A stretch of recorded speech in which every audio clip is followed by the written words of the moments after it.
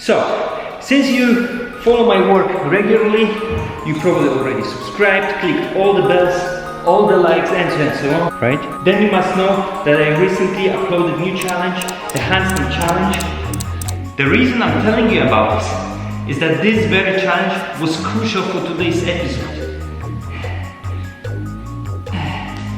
Because how on earth do you expect to spin on your hand if you cannot stand properly on your hands? Yeah.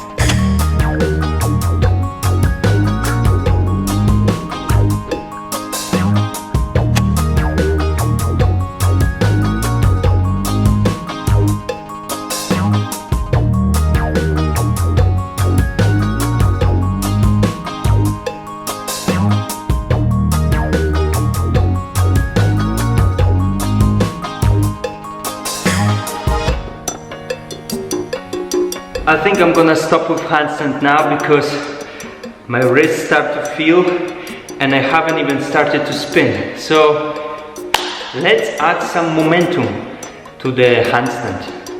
So years ago I have actually been shown an idea, a technique for training handspin by my teacher. So basically, if you imagine this leg is in the middle of the clock and this leg is on the 3 o'clock.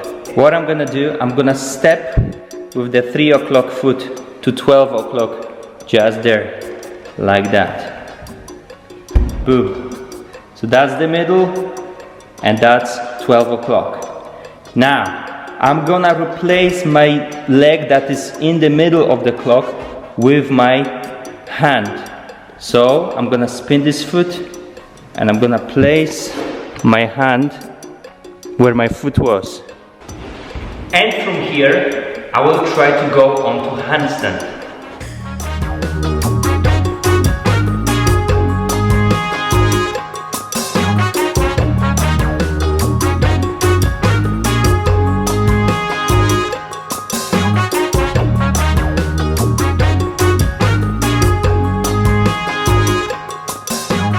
Of course, this is not handspin, it's walking on my hands, but you get the idea. This kind of step inside gives you a little bit of momentum. So what I'm gonna do now, I'm actually going to put only one hand first and then add the second hand. Let's see what's gonna happen.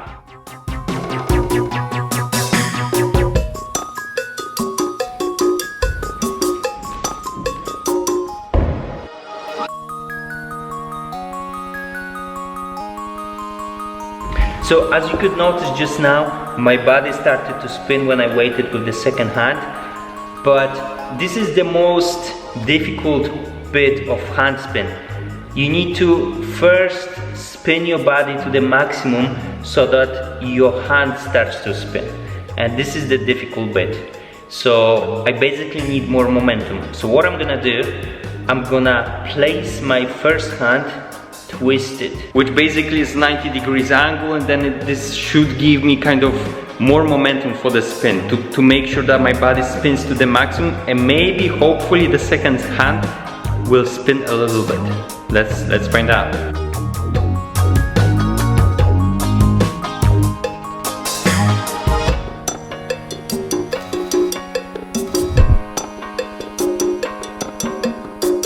So the goal for me for handspin is to go from here. I want to get to 360. So on top of my kind of body spin, which is already almost like 360, I want to do 360 on my hand as well. But I guess this is just the practice, so let's practice.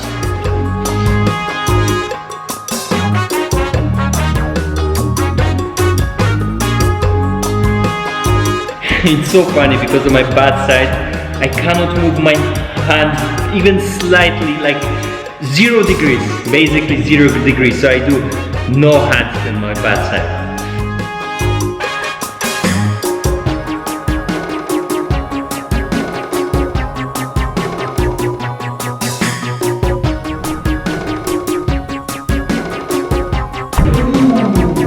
That was too good.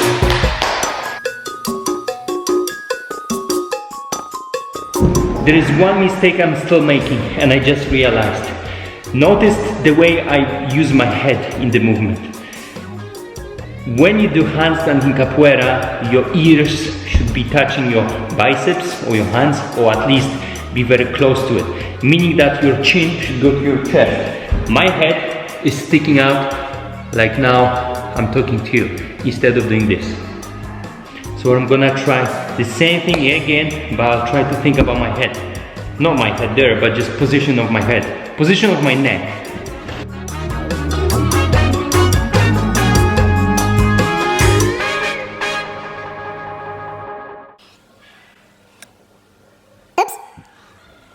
So this is much harder than I thought, but I want to make something clear, guys. This is not a tutorial. So many of you already asked me to start doing tutorials, and I will. But first I need to learn the movement or movements, and I want to be able to explain them very, very well, so that whoever watches those videos, those tutorials that I will make at some point, will basically change your movements, okay? But I need to understand the movements first myself. I once spoke to Professor Aranya, I think he's contramaster now, and I asked him, how did you learn your handspin? Because his handspin, he does actually maybe 2, maybe 3 spins on his hand on top of his body spin. And he said, repetition. I did 1,000 spins per training, 500 spins per training. And I was like, what? So this is what I'm gonna do. I'm gonna challenge myself. I'm setting up, and again, another challenge.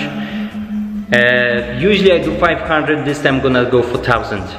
Because what's 500 spins? It's nothing. Today I did already like 100 probably. So this is what's gonna happen. And I know that I haven't finished the previous challenges, the Ep82 challenge that I started a year ago. But I'm adding this one on top, because I really want to learn handspin.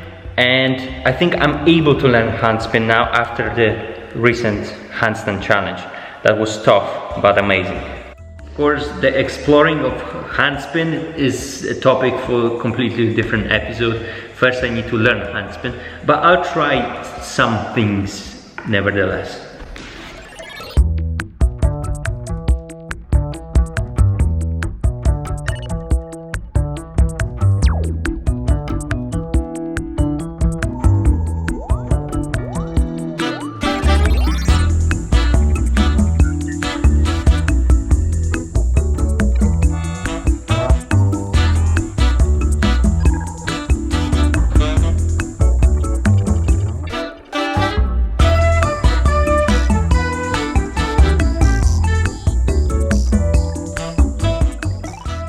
You know what?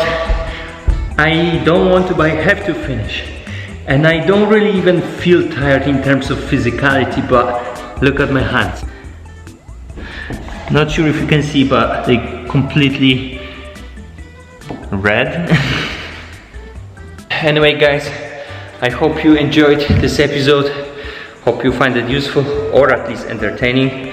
And yeah, the reason I've been away and haven't been posting regularly is because I had pretty bad injury, my glutes, and anyway, which brings me to the point. I have something for you. Do you know the stretching exercise for your hips? Well, try to do the same exercise but against the wall, so that this knee is blocked. You will feel the difference, trust me.